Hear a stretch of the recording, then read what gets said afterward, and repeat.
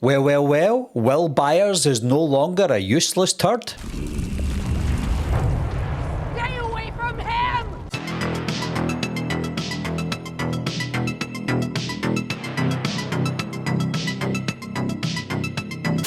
Hi guys, my name is Barry and welcome back to the channel. Today we're going to be looking into Stranger Things Season 5 Volume 1. That's episodes 1 to 4. There's obviously going to be spoilers in this video, so if you haven't seen the 4 episodes, then don't watch this video. But if you don't mind spoilers, and you've seen it, then continue watching. The final season is set after the huge earthquake and battle at the end of season 4.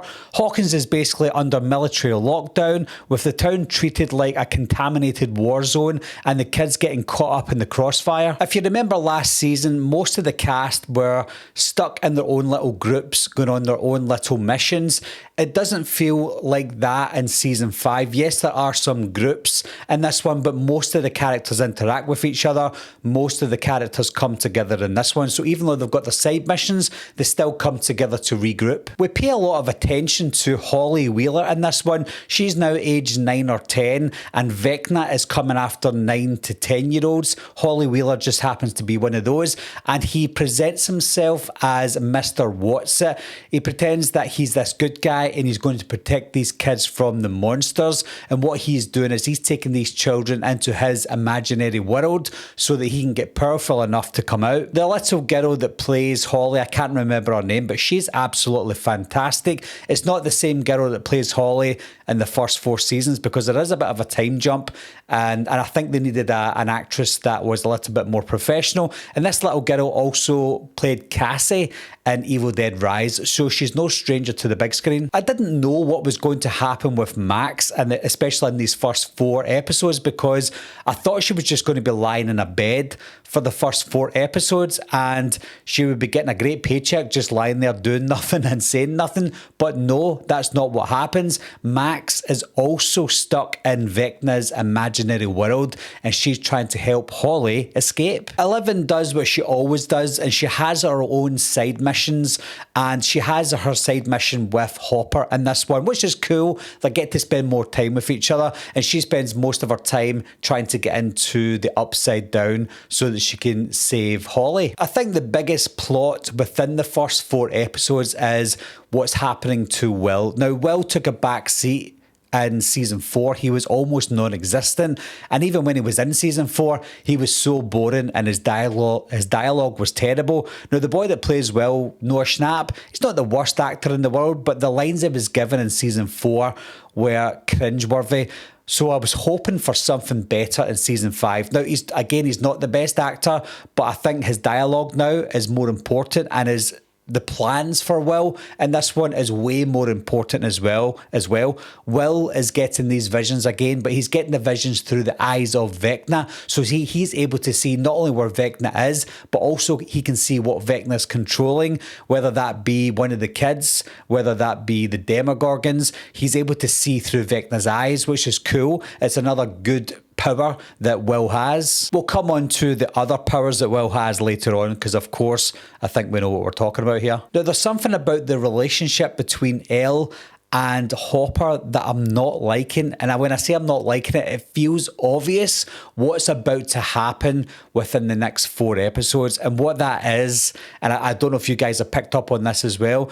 11 seems to call Hopper Hop or Hopper quite a lot, and it's almost like they're letting the audience know. Remember, Elle is calling Hopper or Hop, and it happens quite a lot. Now, she does it in the first 4 seasons, and it seems like maybe a nothing comment, but it feels like every time she says it, they're trying to catch the audience's attention that she's calling him Hop or Hopper. Now, what I'm getting to is it feels like that she's doing this so much that later on in the show, this might be a spoiler, but it's just a theory, but later on in the show, I think he's going to die. And while he's dying, she's going to call him Dad.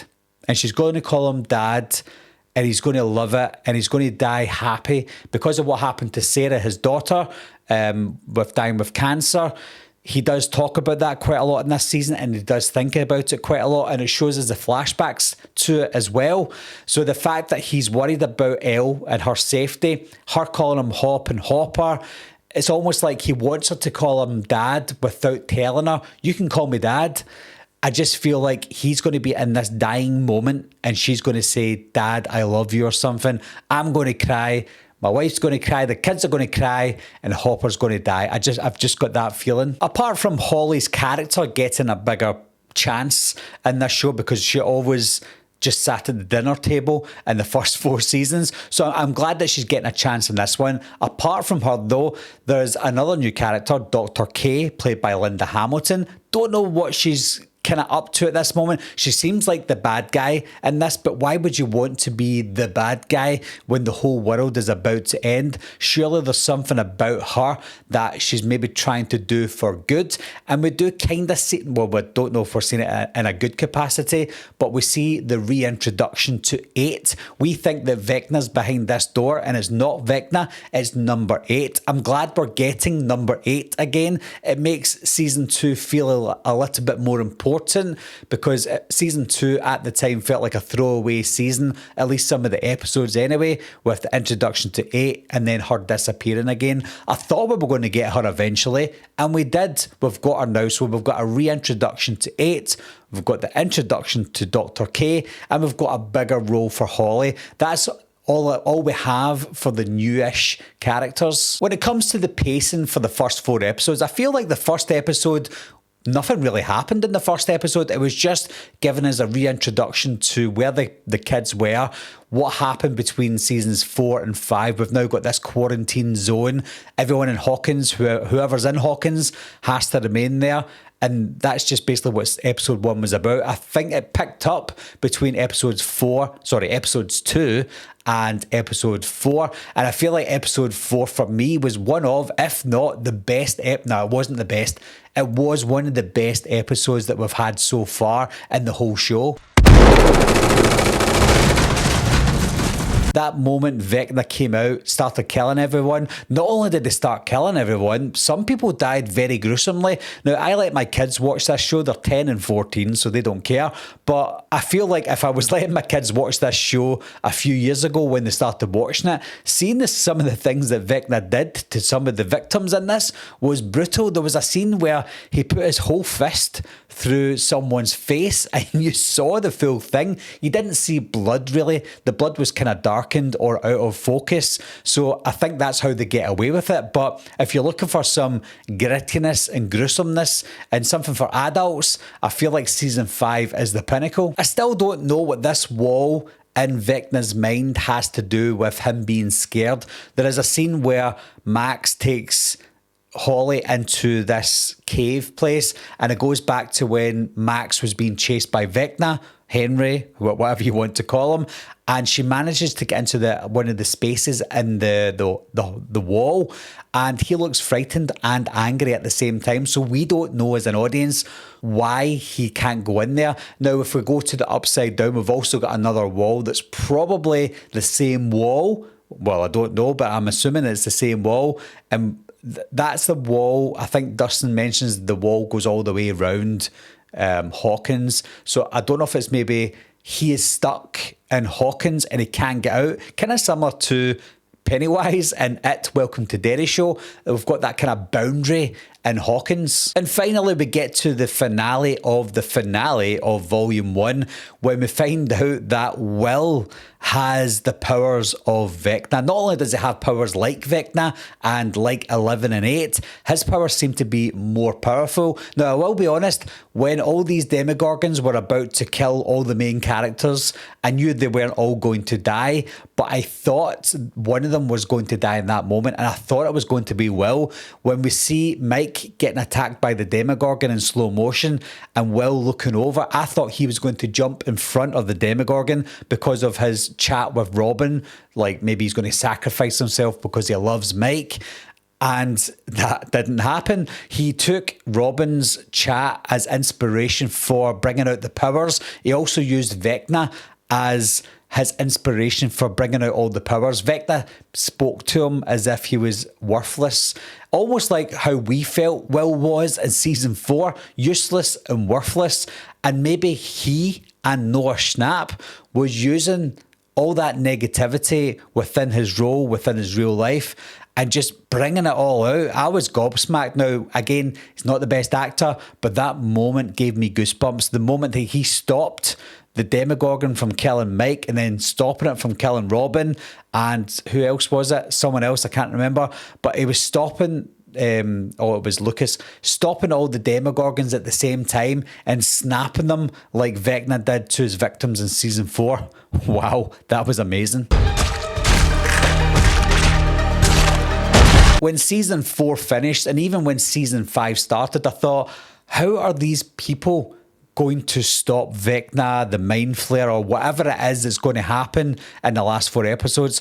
How are these people going to stop all this from happening? Then they've got guns that can't do anything. All they have is 11, and she can't do everything herself.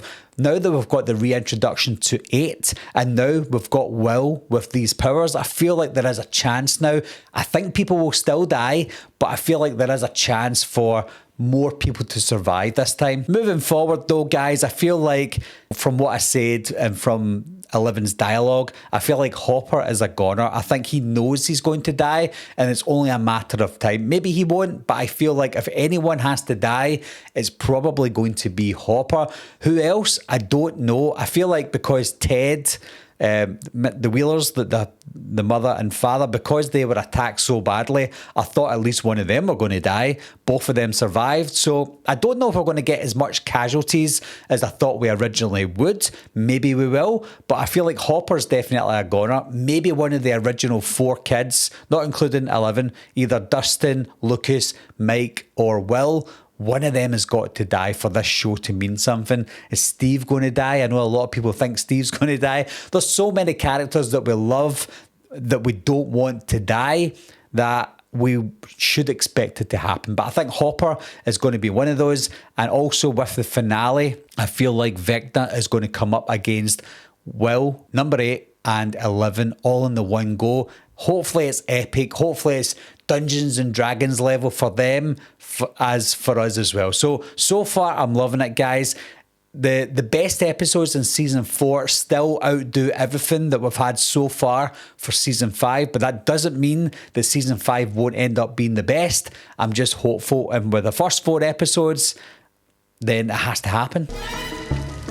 Anyway, guys, what are your thoughts so far on the first 4 episodes? And are you surprised, as I am, with the amount of screen time that Holly's getting? And also, who do you think is going to die? As always, leave your thoughts and opinions down below. Let me know what you think, and I'll talk to you soon. I'll be right back. What are you waiting for, huh? Coming to get you, Barbara. Ever played Skin the Cat? Someone's in the back!